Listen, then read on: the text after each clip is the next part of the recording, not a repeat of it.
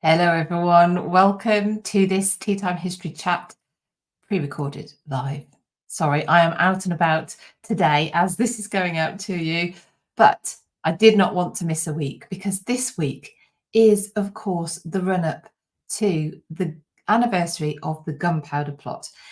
And it's another one of those stories which has probably been summarized a little bit too simplistically. So we're going to delve into that. So thank you so much for joining. If you are, as this goes live, or if you're on the catch up, maybe you're listening on the podcast, welcome. This will be going out on YouTube and Facebook. And like I said, the podcast, which is available on Apple, Spotify, and wherever you get your podcasts. You can also sign up to my Substack, which is philippab.substack.com, and that is a weekly newsletter, goes out every Tuesday, and that has links to any of the shows we've done, interviews, etc. So if you want to do that might help you catch up on things. So anyway, let's get into today. So this goes out on the 1st of November. The 5th of November, of course, is the anniversary of the foiled or failed Gunpowder Plot, the plot to blow up the Houses of Parliament, with James I of England, 6th of Scotland, and his son Henry, Prince of Wales, in it.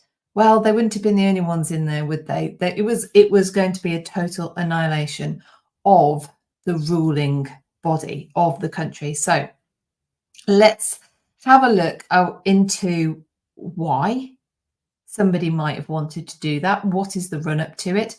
Who was involved? What happened? And two, it really, one, maybe less well known reasons as to why the plot failed. So Queen Elizabeth I died in 1603, and this heralded hope, really, for English Catholics that the new regime under the Scots King James, who's son of the Catholic Mary Queen of Scots, would allow them once again to practice their faith openly. That was not to prove the case. Persecution and intolerance continued, and a group of disillusioned but energized young men would become embroiled in the largest domestic terror plot on English soil to date, known, of course, to history as the Gunpowder Plot of 1605. Now, Elizabethan England had become increasingly oppressive for Catholics. Places like Harvington Hall, which I've talked about extensively, other places like Hindlip, Baddesley Clinton, these were homes of Catholic families who were forced to go to great risks to accommodate Catholic priests in order to be able to hear Mass. Their homes were significantly altered to create priest hides and other hiding places for the accoutrements of Mass. Homes of known Catholic families would be raided in the search for these priests. And being a Catholic priest on English soil had been outlawed in 1583. And if you're caught, that was treason, and it attracted the full horrors of a traitor's death. If you were found harbouring a priest, you would also face death. Now, that was the case in the shocking execution of Margaret Clitheroe in 1586, who was stripped naked and crushed to death underneath apparently her own front door for allowing secret masses to be heard in her home and for hiding Catholic missionary priests. Now, the final Tudor monarch, Elizabeth was the final Tudor monarch, had always actively avoided naming her successor, believing that men will always want to worship the rising and not the setting sun. However, as her health began to fade in the first few, toward the end of the turn of the century, from the 16th to the 17th century, men nevertheless began to turn in the direction of the sun, or the direction where they believed the sun would come up, and that was to the Scottish King James VI of Scotland. Henry Percy of the northern old Catholic family, the Percys, was the 9th Earl of Northumberland, and he sent his second cousin, Thomas Percy, to visit the Scottish court and secure an audience with James. And by 1602, he had represented his cousin Northumberland to the King of Scotland on at least 3 occasions. What was he doing there? Well, he was trying to get assurances that when James came to the throne, in return for their support, that he would give Catholics, that he would basically end the persecution of Catholics and allow free and open worship. And he had heard assurances from James on that not only would he end the persecution, but he would also stop the barring of Catholics from entering professions, because practitioners, if you wanted to be a lawyer, for instance, a teacher, would have to swear an oath of allegiance to the Protestant faith, and that barred many from entering into the professions. Now, the execution of Margaret Clitheroe may have hardened the resolve of some Catholics to remain in their faith despite the consequences, whilst holding out hope that those circumstances would change on the death of Elizabeth. Indeed, there are actually still conversions to Catholicism. One such person to convert was a young man named Guy Fawkes. And Guy Fawkes was born in York in the north of England in 1570 and christened in the city, where his father was actually a prominent Protestant figure. Now, his father died when Guy was about 8 years old.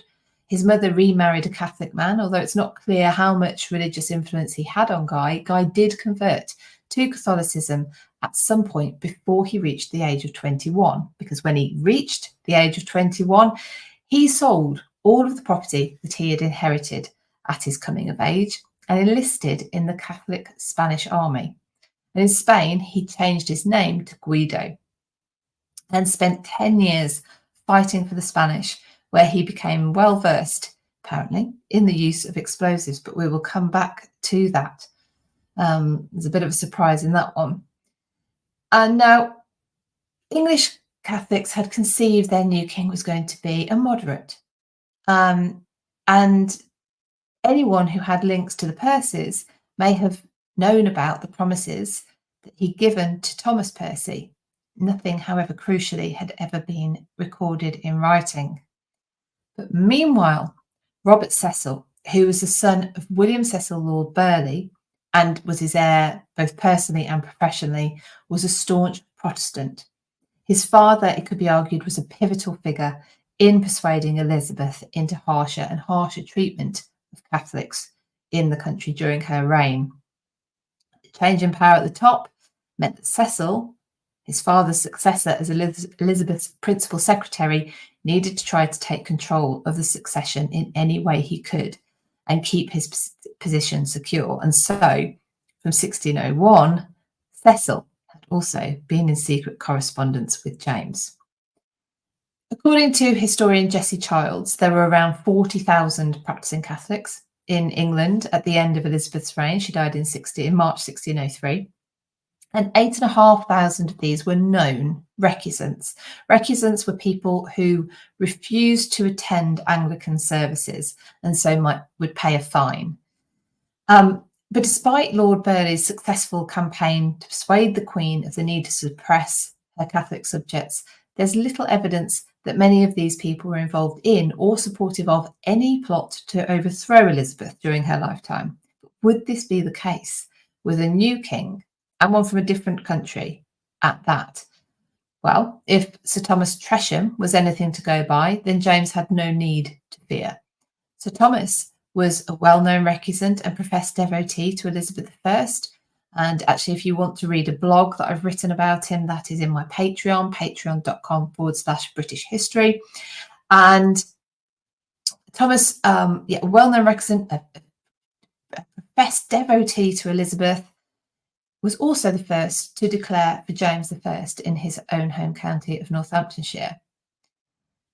Back to the Cecils. Well, Robert Cecil escorted the new king on his long process through the country, attempting all the while to establish himself in a position of power as James's new indispensable advisor in this strange land with its customs and concerns.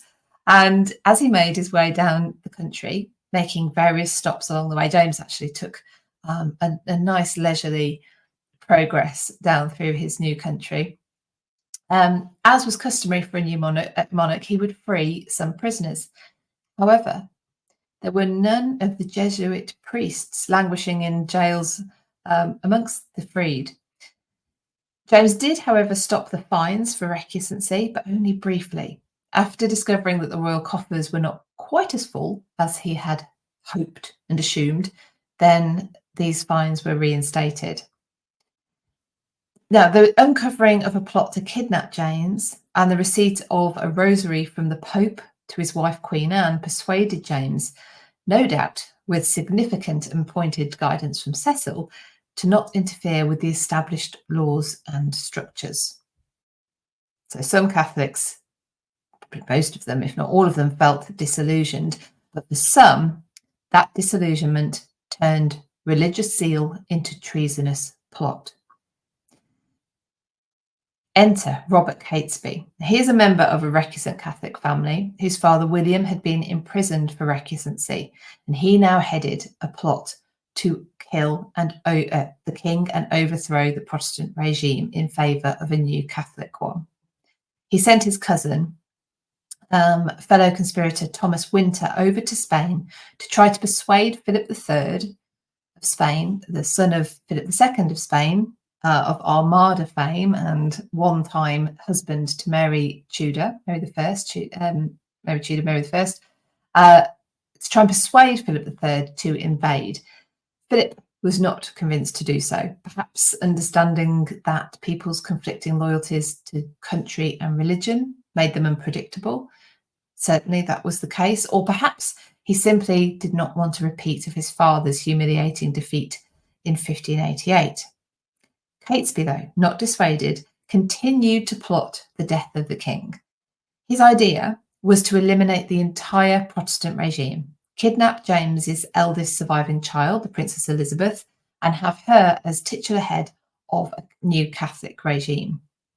So how was he going to achieve this? Well, the king, queen, their eldest son Henry, Prince of Wales, and the entire Houses of Commons and Lords would be gathered in one place at one time, the state opening of Parliament. It was a perfect opportunity to remove them all by blowing the entire building. The Gunpowder Plot was hatched, and Catesby headed a group of young radical Catholic men. The group included two brothers, Christopher and John Wright, Christopher also known as Kit. They had been educated with Guy Fawkes in York, and at some point Kit joined up with Guy in Madrid and recruited him to the group. And the plot seems to have been something of an open secret within Catholic circles, most of those within that sort of circle being related by blood or marriage. Anvo, who's a well-known Catholic recusant and relation to one of the other conspirators, Francis Tresham, son of Thomas Tresham, I've already mentioned. They were related by marriage. She expressed her fears that these wildheads had something in hand. It's worth noting then that this group of men do not appear to have had direct support for any plot from within the Catholic network of noble families in England, and indeed many may have been concerned with what action these men might take. Had they any actual knowledge of a plot to destroy Parliament, they would have realised that it would have been their own close relatives that would also have been killed. And Vaux, who was a close follower of the Jesuit priest Father Henry Garnet, he had links to Catesby, and she begged him to talk to him and persuade him against any extreme course of action. Some of the conspirators themselves indeed expressed concerns over how many innocent lives would be lost as a direct consequence of the explosion. Catesby, however, is someone that nowadays we might categorise as ideologically driven. He was an ideologically driven terrorist. His beliefs were so strong in the cause that any action any innocent loss of life. It was all justified. Now, in July 1605, just ahead of when Parliament was supposed to open, 36 barrels of gunpowder were hidden underneath the House of Lords. When ignited, the resulting explosion would destroy the Palace of Westminster, including the ancient Westminster Hall and Westminster Abbey, and much of the surrounding area, killing hundreds and hundreds of people in the vicinity. That would include not just members of the royal family and nobility, but ordinary people, people who were there to petition the king, people who come out just to see their king. But, of course, the plot was not successful, and there are a couple of reasons why. The first one is a letter was received by Lord Monteagle on the 26th of October, warning him not to attend the opening of Parliament, for it was to receive a blow. He immediately took that letter to Robert Cecil, who took it to the king, and a search of the rooms below Parliament was ordered.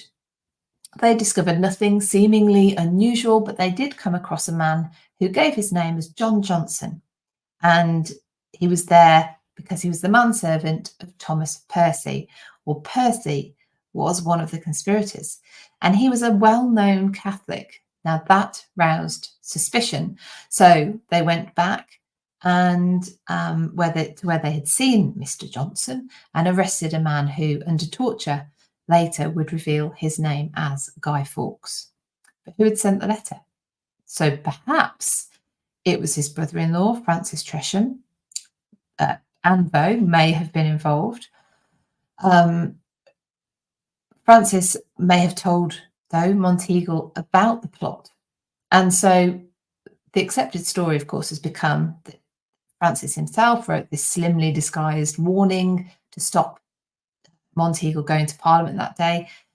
But it was an incredibly risky, stupid move from Tresham that some have speculated means that maybe he didn't write the letter. Maybe Monteagle already had wind of the plot. He had some knowledge of it. And so he dictated the letter himself to find as a way of getting his knowledge of it out without implicating himself. But even without the letter or the discovery of the plot, it would still have been unsuccessful. So how come? What was the second reason for its failure? Now this comes back to my earlier comment about Guy Fawkes being an expert in gunpowder and explosions. The gunpowder was ruined. It had decayed. It had been moved into the rooms within Westminster in July, but it had now sat for too long because the opening of Parliament had been delayed due to plague being in the area. And when gunpowder decays, apparently, this is not something I've seen, but so I'm told, it separates into its component chemical parts, so it renders it harmless. Now, surely Guy Fawkes would have recognised this. There's somebody else who might also have known this. Remember, the letter to Monteagle came on the 26th of November. Guy Fawkes wasn't arrested until the night of the 4th, going into the 5th of November. Had Cecil discovered the plot much earlier, but the most dramatic and optimal effect on the king left it till the eve of the opening of Parliament to discover officially what was going on. So with the plot foiled and Guy Fawkes in custody, some of the remaining conspirators rode north.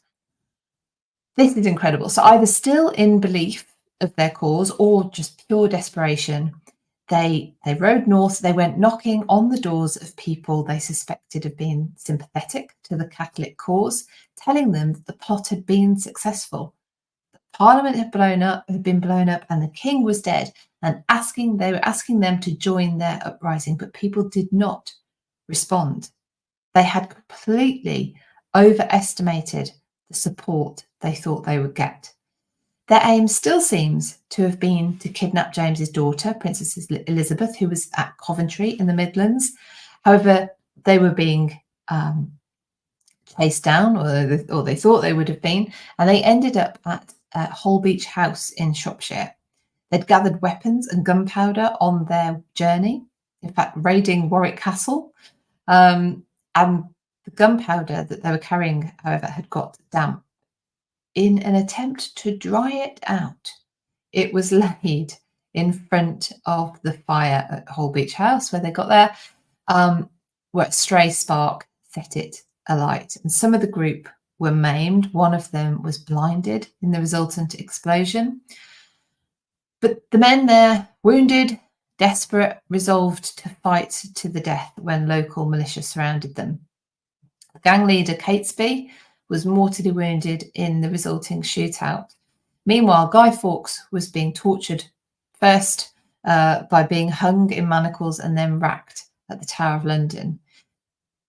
Now, torture was against common law, believe it or not, at this time. It was seen as something Catholics would do, not the Protestants, who had elevated themselves above these barbaric Catholics.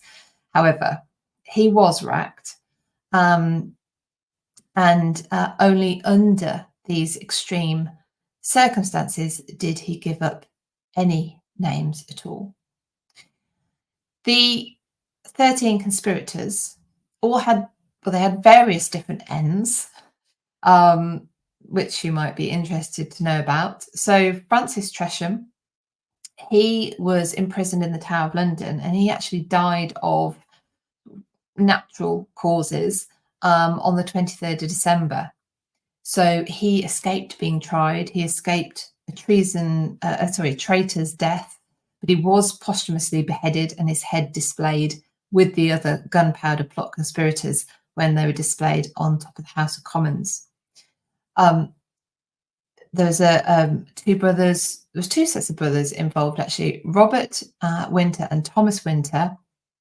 Robert did not stay with the other plotters at Holbeach in Staffordshire to make their final stand, but he was captured in nearby Hagley, tried on the 27th of January and executed in St Paul's Churchyard on the 30th of January. His brother Thomas, he actually gave the fullest account of the plot, was tried on the 27th of January, the same, and executed in Old Palace Yard at Westminster on 31st of January. Thomas Percy was killed at the shootout at Holbeach House, his head posthumously cut off and displayed on top of the House of Commons. John Wright was killed again at the shootout, had the same fate as Kesby and Percy. Christopher Kit Wright, the man who had gone to Madrid to recruit Guy Fawkes, he again was killed at the shootout and his head was displayed over the House of Commons. Robert Keyes, he fled London at the same time as the rest of the conspirators had done, but he didn't join them at Holbeach House. Again, there he was captured, tried on the 27th of January and executed in St Paul's Churchyard on the 30th of January. John Grant, he was the man who had been blinded by the gunpowder explosion at Holbeach House when they were trying to dry out the gunpowder. He was captured, again, tried on the 27th of January and executed in St Paul's Churchyard on the 30th of January. Thomas Bates didn't go to Holbeach House. He did escape London, but again, he was captured. Same fate as Grant, same fate as Keyes, tried on the 27th of January and executed in St Paul's Churchyard on the 30th of January. Ambrose Rookwood, he was injured in the explosion and was captured, tried alongside the others on the 27th of January and executed again alongside them on the 30th of January in St Paul's Churchyard. Sir Everard Digby fled with Kesby, but didn't accompany him to Holbeach House. He was captured and tried. He was tried separately from the others because he'd pleaded guilty, and he was allowed to make a speech. And in that speech, he referred to the promises that Catholics had believed King James would deliver on at the beginning of his reign that he hadn't. He was executed alongside the others in St Paul's churchyard on the 30th of January. And then, of course, that only leaves us still with Guy Fawkes. He actually attracted the admiration of the government and the king by admitting almost nothing, despite his incredibly gruesome torture, which the king had authorised the use of on the 6th of November. And Fawkes did give up some information. His testimonies of the 7th, 8th and 9th of November revealed more information to the authorities, and that was how it became possible to pick up some of the other conspirators. He was tried with the others again on the 27th of January and executed. He was executed at Old Palace Yard, Westminster, on the 31st of January. He escaped a full traitor's death of being hung, drawn and quartered because his neck actually broke in the first stages. So then what happens now? Why are we still, why do we talk about gunpowder, the Gunpowder Plot? Why do we have a bonfire night here in the UK? Well, it was fairly ingrained fairly quickly because Parliament passed the Thanksgiving Act, and this established an annual church celebration with sermons, ringing of bells and prayers being given on the 5th of November each year. It actually continued in some way, shape or form during the Puritan rule, when England, Britain, England, Scotland and Wales was a republic. And I don't know why, perhaps because it was a celebration of a foiled attack on Parliament, of course. It did continue, but you did, after the Great Fire of London in 1666, excuse me, in Restoration London, bonfires were actively discouraged. Now, while the official ceremonies waned over time, the popular festivities marked by bell ringing and bonfires and the fireworks we still have today grew into the popularity that still remains. By the late 18th century, the day was increasingly used, however, to settle local scores, a bit of an excuse for disorder. So the celebrations often got out of hand, which is very good, is it? Now, the custom of burning effigies of the Pope or the devil seems to have begun during the reign of Charles I. He reigned from 1625 to 1649. Of course, it was his beheading that led to the Republic. That